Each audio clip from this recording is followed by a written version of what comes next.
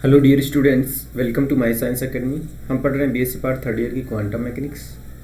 और आज का हमारा टॉपिक है कि जब ऊर्जा का मान विभव सिद्धि की ऊंचाई V0 से कम हो तो जो मेरे परावर्तन और पारगमन गुणांक है उन पर क्या फ़र्क पड़ता है। और लास्ट टाइम मैंने देखा था ये जो पारगमन और परावर्तन गुणांक है, जब E is less than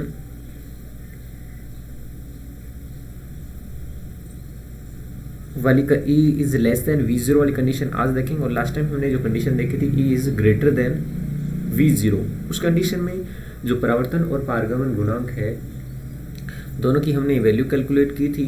तो जो पारगमन गुणांक है वो 1 आया था तथा परावर्तन जो गुणांक है वो 0 आया था। तो आज स्टार्ट करते हैं E is less than V0 के लिए। तो देखिए, जो एक में सिद्धि है उसमें कोई आपतित कण है और उसकी ऊर्जा E है, और जो उसके विभव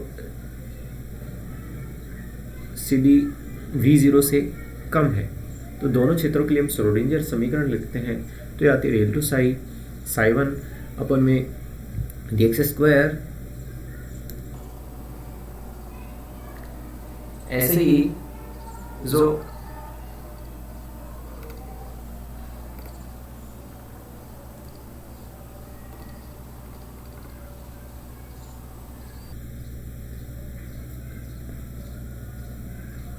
to m E minus 0 s cross square plus psi of 1 equal to 0, ये प्रथम क्षेत्र के लिए था। अगर ये आपको नहीं दिख रहा तो मैं इसे इरेज कर देता हूँ।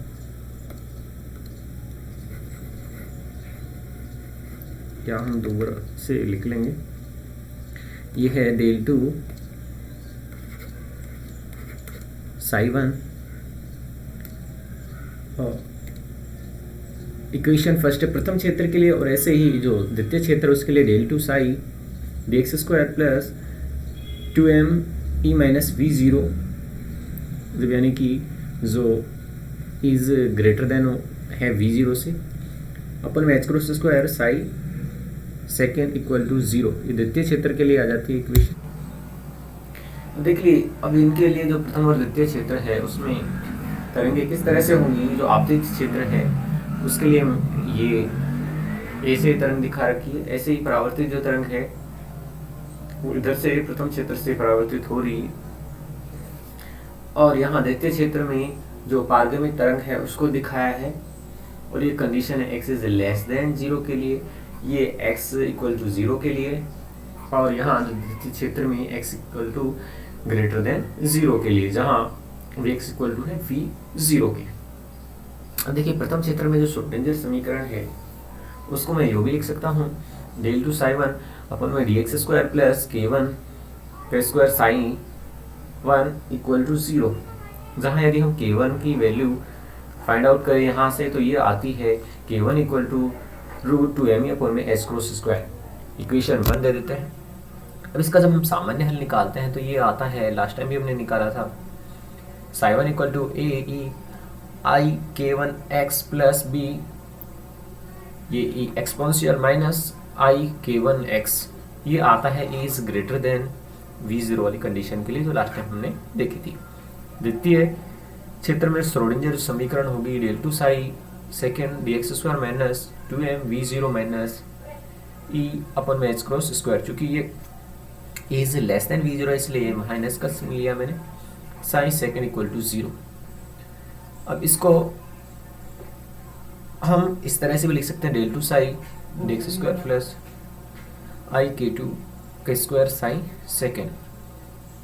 तो इसका जब हम जनरल सॉल्यूशन निकालते तो ये आता है psi second equal to C1 c exponential i k2 x plus d e की power exponential minus i k2x, यहाँ से i into i minus k2x plus d exponential k2x।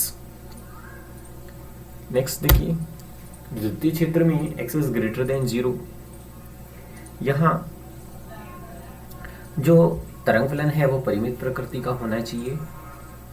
इसके लिए जो एक्सिस टेंस टू इन्फिनिटी होगा, इस condition में जो डी की पावर k2x है ये अर्थहीन हो जाता है, क्योंकि इसकी वैल्यू इन्फिनाइट आती है। साई सेकंड इक्वल टू सी ए की पावर माइनस आई k2x, क्योंकि डी इन्फिनिटी हो जाएगा तो इसे हम रिमूव कर देते हैं।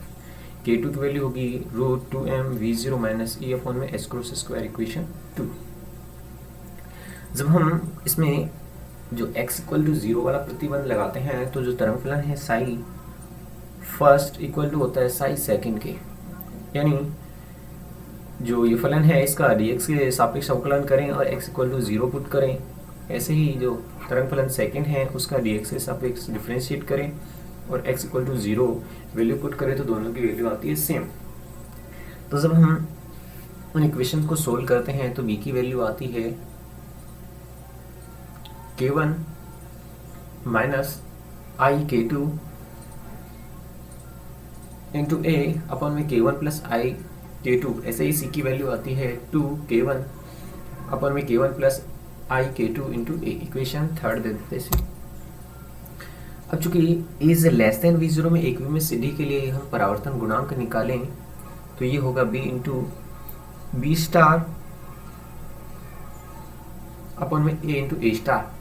तो b अपॉन में a इंटू बी अपॉन में a का स्टार हम लिख सकते हैं। b की वैल्यू है अपने पास तो और a की वैल्यू है तो b अपॉन a की वैल्यू निकाल सकते हैं k1 माइनस आई k2 अपॉन में k1 प्लस आई k2।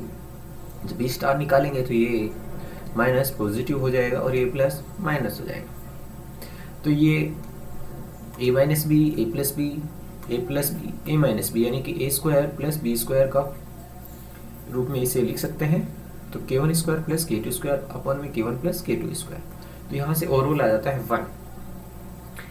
अब जब जो परावर्तन गुणांक है 1 आता है तो उस कंडीशन में क्या होता है कि जो समस्त आपतित कण है परावर्तित हो जाते हैं और जो ये रिजल्ट सेम जो चिरसम्मत यांत्रिकी के अनुसार ही आता है कि जो संपूर्ण कण है परावर्तित होने चाहिए। अब जो हम प्रायिकता के अनुसार जानते हैं कि किसी जो कण की जो प्रायिकता है 1 से ज़्यादा नहीं होनी चाहिए, तो जो परावन गुणांक है और पारगमन गुणांक है उनकी वैल्यू 1 से ज़्यादा नहीं होनी चाहिए, यानी कि r plus T equal to होना चाहिए 1। तो यहाँ r की वैल्यू 1 आ गई तो 1 प्लस टी इक्वल टू होना चाहिए 1। और यहाँ अगर मैं t की वैल्यू निकालूँ तो t इक्वल टू होगा 0। यानी कि जब 0 वैल्यू आती है तो उस कंडीशन में कोई भी कण पारगमित नहीं होता है, यानी कि द्वितीय क्षेत्र है उससे कोई भी कण पारगमित नहीं होता है। t इक्वल टू 0 कंडीशन में कोई भी कण द्वितीय क्षेत्र से पारगमित नहीं होगा। अब जो हमने एकवीं स्टडी में इज लेस देन v0 वाली कंडीशन देखी, उसके लिए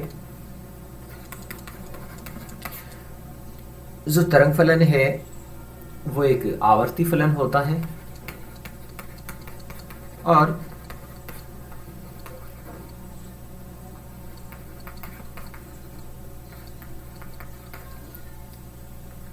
द्वितीय क्षेत्र में ये एक्सपोनेंशियल फॉर्म में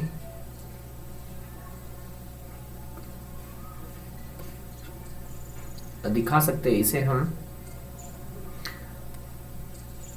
तो द्वितीय में ये चरघाताकी रूप से अवमंदित होता जाता है और संपूर्ण जो आपतित तरंग x इक्वल टू 0 पर